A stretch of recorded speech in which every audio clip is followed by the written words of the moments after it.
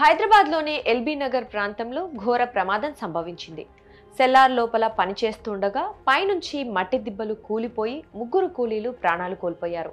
ఈ ఘటనలో మరో కూలీ తీవ్రంగా గాయపడ్డాడు.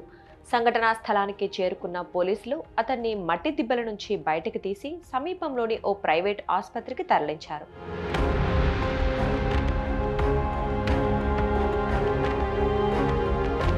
ఎల్బీ నగర్ జంక్షన్ సమీపంలో ఓ హోటల్ భవన నిర్మాణ పనుల్లో భాగంగా సెల్లార్ తవ్వకాలు జరుగుతున్నాయి.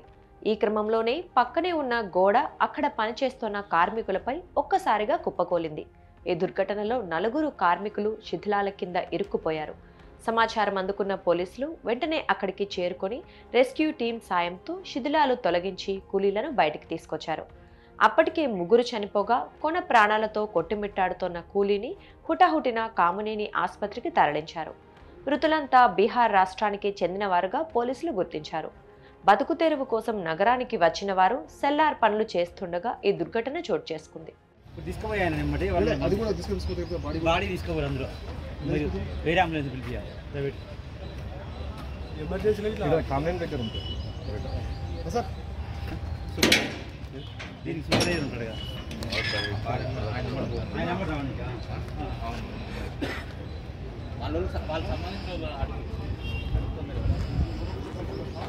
సుధీర్ వాళ్ళు ఉతికిది గింతలో తవ్విర్రు తవ్విరా దుండిగా అన్నట్టు అవును మొత్తం